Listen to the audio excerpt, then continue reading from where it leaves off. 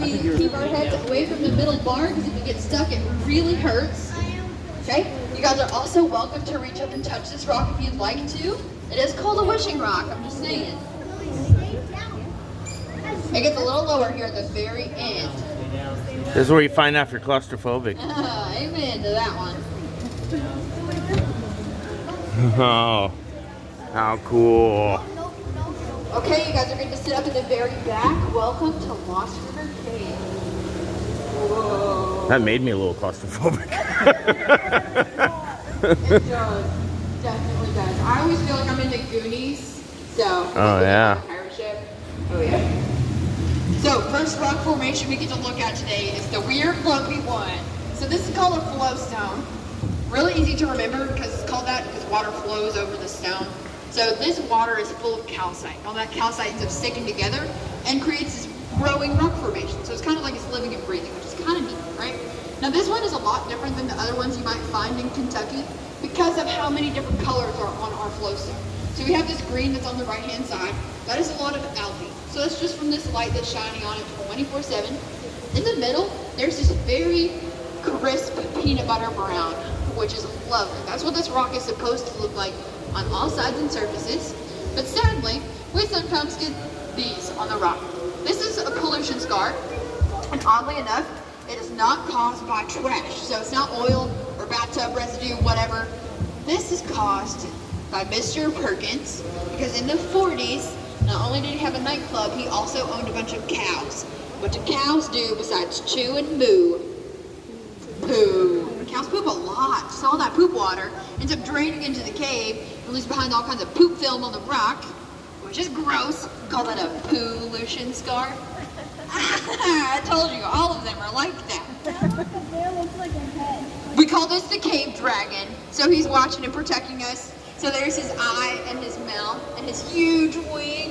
So he watches over the breakdown room and makes sure that nothing bad is going to happen in here. Exactly. The flowstone is his gold. He protects it like a little baby. You guys are welcome to reach out and touch the water if you'd like to. It's super cold. Just don't lick your hand after you touch it because it's gross. Also, all that calcite is in the water back here too, and then it'll make your stomach really upset. So try to tell people that. It's like eating a rock almost. Not good. I can't reach it. Maybe another time, man. No, funny enough, a lot of people, I had a hard time imagining this in my head, but flowstones and stalactites are the same exact kind of formation. They're called speleothems, which means they grow when water passes over them instead of shrinking down. And they both grow at a rate of an inch every 150 years or so. So it takes 150 years to grow the size of a marshmallow, which is crazy because that means that these would be baby stalactites, right? They're not very big. Except that's not true at all. See, these stalactites are ancient. They're just as old as some dinosaurs even. But our river floods all the time. So in 2020, we had about 6 inches of rain overnight, and that equaled 55 foot of water rise. So the river touched the ceiling in here and gave all of our stalactites haircuts. They all got chopped off. And that happens around every 100 years, which is kind of sad because that means that these huge ancient structures that they could be will never come to life because they always get cut to predators. Now we're going to be parking the boat. So back left side, we might do a small bump on Park Rock to help us catch still. It's going to be real soft. There we go. Craziest part, right? So while we were passing underneath all those stalactites, did anyone get a cold drop of water on their head? No. You will, because I parked you underneath where you get most of them, right? So those are called cave kisses. Isn't that the cutest thing ever? That's so sweet. Another word 2 weeks of good luck whenever you go home. So if you're into like kind of crazy stuff, want to buy a lottery ticket, now's the time. Did anyone get a warm drop of water from the ceiling? Any warm drops? outside. Oh, warm? You got a warm drop? That means a bat just pooped on your head. We call those bat kisses. No, I'm just kidding. That's actually pretty rare to have in our cave because little tiny bats that live here, they're called tricolored bats. They're the size of McDonald's chicken nuggets. So they're super small. Their heads kind of look like little cats. I think they're adorable. But they don't live in the cave anymore. So they used to come and hibernate here. And then a couple of them got trapped because Oh. they came in here during flood season. So the Yeah. wishing rock got covered in water and they can no longer leave. So now none of them sleep in here. They all stay out underneath the tree bark. So they sleep out there, get all the bugs, fly in here sometimes, but they don't ever sleep in here. It's kind of sad. Now we do have one really impressive stalactite that will give you a massive cave kiss. Holy cow, knocked your socks off, right? That is super cool. Now this stalactite is 2.5 foot long, which is super impressive for our cave system. But if you look at Mammoth Cave's columns, stalactites, stalagmite reaches, not impressive at all. But the weird thing about this one is that it isn't just one stalactite. It's actually this huge group of them that have encased themselves together like in a big blanket. So you can kind of see each of their individual structures as we pass underneath. Oh, that one's cool, yeah, right? I think it looks like an octopus tentacle reaching down, so. Are I you like taking to tell pictures? people that. Because Mom and I are recording. We're gonna park one more time, just so you guys know. You guys see another flow stone back here? We're looking for one. It's pretty big too.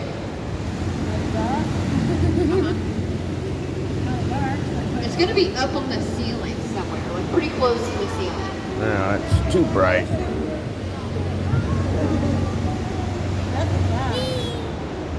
Oh, yeah. Okay, I see some pointing in the perfect direction for a flow stone. You guys are exactly right. So this whole formation, this entire surface area, is a flow stone. But I told you guys that flow stones grow when water passes over them, which means this flow stone isn't growing anymore because there's no waterfall. However, if you came here, huh?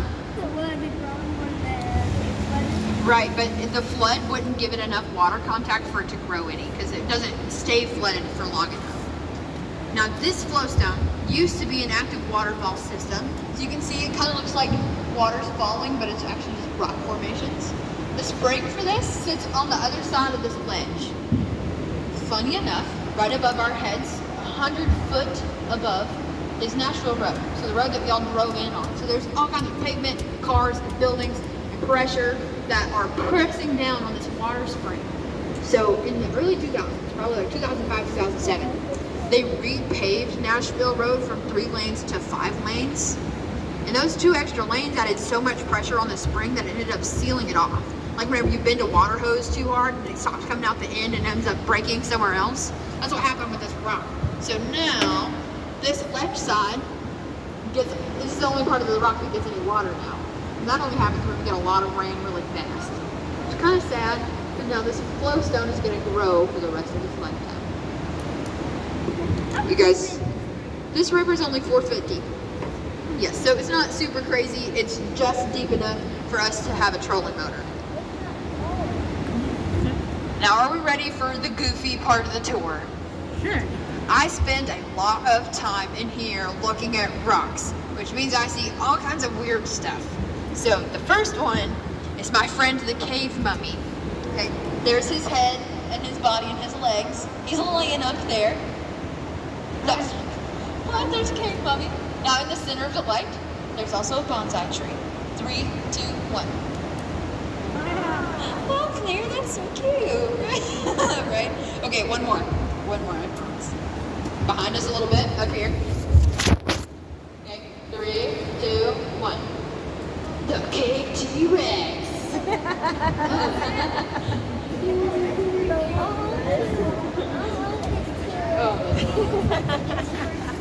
Now, if you guys are more of a fan of like living lizards instead of big rock ones, we find all the creepy crawlies of the cave over here. So this little alcove is underneath our big flow stone. This is what we are supposed to call the emergency exit, but it doesn't leave the cave though, so that's a terrible name. So I renamed it the creepy crawly hole, because I think it makes more sense, because this is where we find all of our cave crickets, cave spiders, salamanders, lizards, frogs, toads, and crawdads. So anything that really doesn't like being messed with boats will crawl in the mud that lives over here, and they will sleep and stay away from us until we leave the cave again. This is a nice little hidey hole for them. And just go straight back to that first flow stone we stopped at, so we'll be able to see the other side whenever we leave the cave today. What? Yeah, it is murky. Very true. guys have any questions about anything before we continue on? Yeah. How far does this take? So this cave is 7 miles long in total, but the only part that people can pass through is a quarter of a mile. Because after that, the rock layers are made up of different stuff, and the ceiling hasn't been broken away. So it's the size of a little loaf of bread that you'd have to be to get through the rest of it. So it shrinks down, but we'll be able to see almost to the end of where we can go. So we're gonna go. We're about to go back there too. So where this big boat just came from, do you guys hear that loud rushing water sound? You all signed your waivers, right? No, I'm just kidding. Nothing crazy. This is a dam. Without the dam, the river would only be 4 inches deep instead of 4 foot deep. So we're gonna go float back. We can see the dark zone of the cave, so that's gonna be really cool. You guys can take some neat pictures if you'd like to. But while we're heading back there, there is a lower ceiling that we can kind of see right here. Now, this isn't as low as a wishing rock, but it is going to be super important that we don't touch this one because the oils on our fingers, if we were to reach up and touch the ceiling, they spread around and kind of encase the stalactites that are growing back here. So if we touch them, they stop growing forever. Well, that's okay. Yeah, so we're just gonna not play bumper boats, so we're gonna wait for them to come back out and then we'll go back.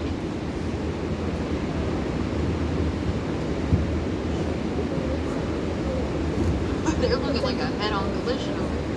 Not really.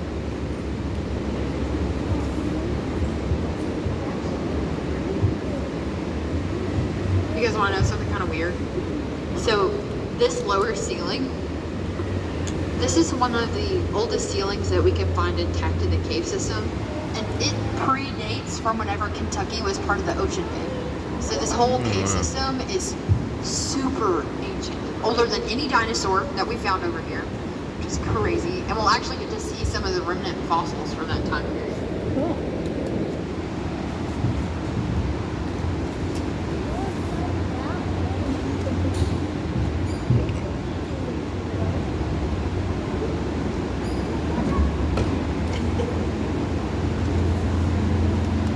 I'm also going to be turning the boat around back here, so we'll do a little spin. I just want everyone to be aware of what's going on. I also can't hear anything back here, so if you have any questions, if you'll wait until we come back out, I'll be happy to answer.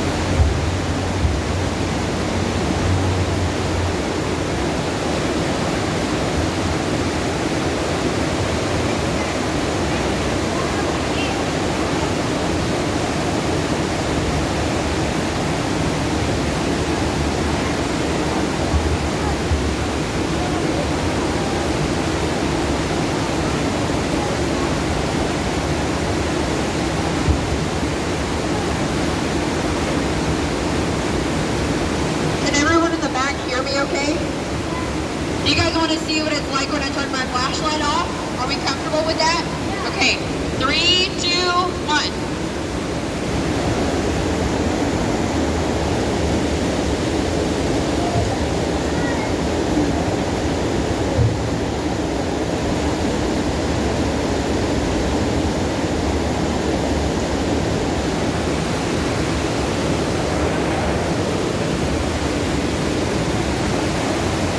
Okay, you all, lights coming on. 3, 2, 1. Great job.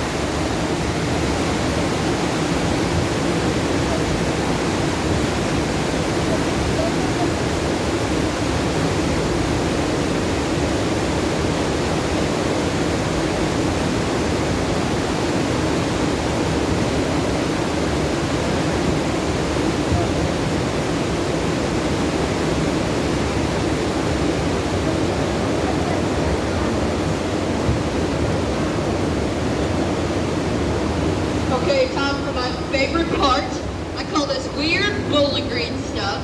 So Bowling Green, Kentucky is one of the largest cities built on a cave system. And a lot of the first people to build their houses here were very aware of this and use it to their advantage. So they build their houses and then they build these outhouses and drill giant holes down in the cave to use it as a sewer. That's gross. We all just pass our head underneath that. Lucky for you guys, I'm just kidding about that hole in particular. That one was drilled to get concrete down here to build a dam. But the one that was dripping water right in front of the dam was used for sewage. Nasty, but really cool. And we can actually trace all those holes back to old house foundations. So that's kind of neat. We'll get to see that. As we're coming back through, we might see some dark bluffs on the ceiling that are a little bit different than the stalactites. So this and this and these. Those are those ancient fossils I was talking about. So they're called horned coral fossils. They're only found in Kentucky and Pennsylvania too. So they have a really weird regional separation, but it's a neat little fact for Kentuckians, right? We got really old rocks. How awesome, right?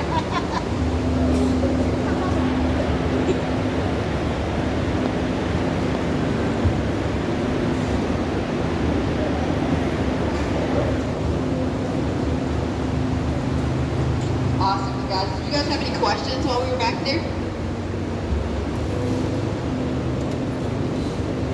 This is connected to Mammoth Cave, isn't it? Huh? Is this connected to Mammoth Cave? Not at all. Really? Oddly enough. So Mammoth Cave is kind of carved out separately from ours, just because their land makeup is a little bit different. Our cave is connected to 3 different caves in Bowling Green. However, the entrances to those caves are super tiny. We can't even pass through them. But this and the sinkhole at Corvette are also separate happenings. So it's kind of neat too. There was a sinkhole on Cave Mill Road that was like 4 cars across, so it's very wow. huge. The road was closed for several weeks when they tried to fix that, but that is sort of connected to this cave. So the ground makeup is very similar. We included in the count. Any other questions? Do you guys know about weird fish? This is my favorite little living thing in the cave. Okay, so we don't have any normal fish like bluegill or bass or anything that live out here because this water is too cold and full of rocks. And fish kind of hate that. But in the back of the cave, way past where it shrinks down to the size of a loaf of bread, there is a very small cavern, like half the size of the boat. And in there is 2 types of fish. There's cave fish and there's southern cave fish. You guys know the difference between southern and regular cave fish? Mm-hmm. Southern cave fish generally tend to have accents. Oh, God. Totally another bad dad joke. I'm so sorry. The real difference is that southern cavefish are usually kind of pink, while regular cavefish are almost blue. So they're kind of neat little guys. And these guys have 0 access to sunshine and also 0 access to any flashlights. So they're completely adapted to being in the dark 24/7. So they don't have eyeballs, and they also don't have any skin pigment, which means these little tiny fish are see-through. So you can see all their guts and all the dead bugs that they eat. So it's really gross and really awesome, right? They're super interesting little creatures. Now these upper passageways that are now a lot easier to see is where we find all the Native American artifacts and all the Civil War artifacts. So one of the arrowheads that we found up here was from here to here big. That's huge for Kentucky. They're called Clovis points. Does anyone know what they hunted with those? Mammoths. Mammoths, That'd be yeah. fun. That'd It's be- like the first time today somebody gets it right off the bat. So They- these gigantic yeah. animals were passing through Kentucky. Hey, Used to Cro-Magnon be used them. called the dangerous place Kentucky was. So they had mammoths and they also had giant ground sloths, which are normal sloths but 6.5 foot tall, super crazy looking. But those hides were used for all kinds of things. Now this railing, we can see, obviously not put in by Native Americans 12,000 years ago, right? This was put in the 40s, the 1940s, by Mr. Perkins, because he had a cave tour, but instead of being about rocks and water and funny tour guides, it's about Jesse James. So the whole story about how Jesse had robbed a bank in Russellville, and one of his friends got shot in the back on horseback, and so everyone's freaking out. They come to Bowling Green, and they kidnap our only doctor. They bring him down to Lost River Cave. They tell this man, you're either going to take a bullet out or we're going to put one in. It's all scary. The doctor helps him out. He doesn't want to be shot.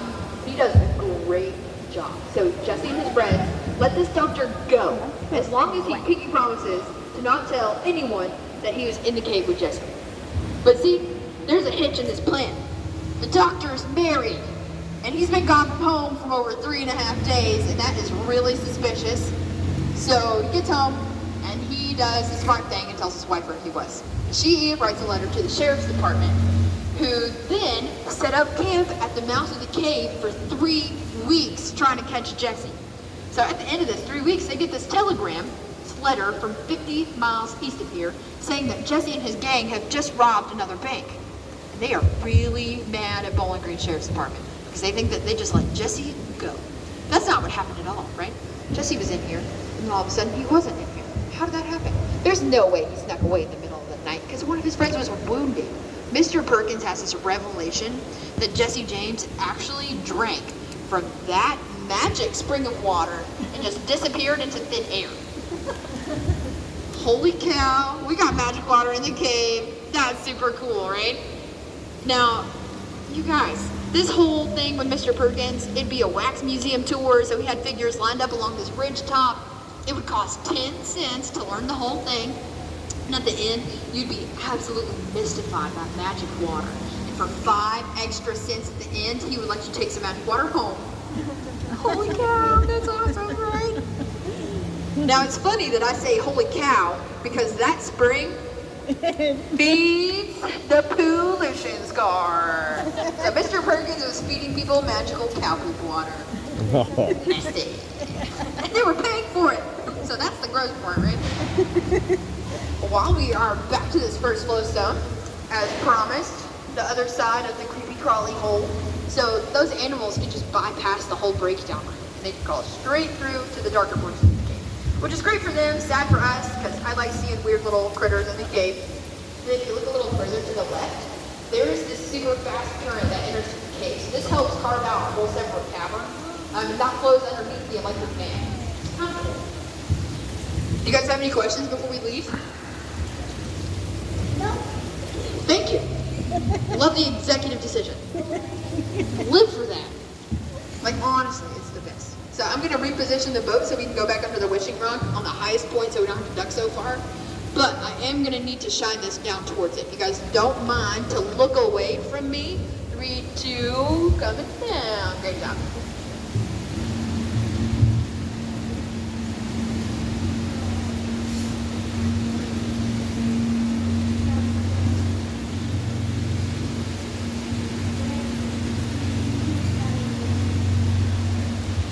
And we're going to start ducking in the front here in just a second, please. Okay, get ready. Great job, you all.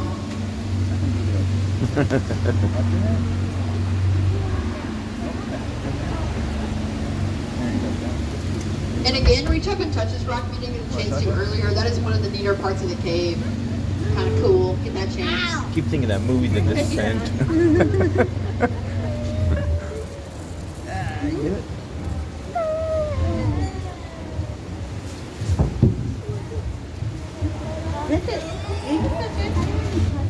Okay, the other one was so cool. This one that you could. It was like a dinosaur.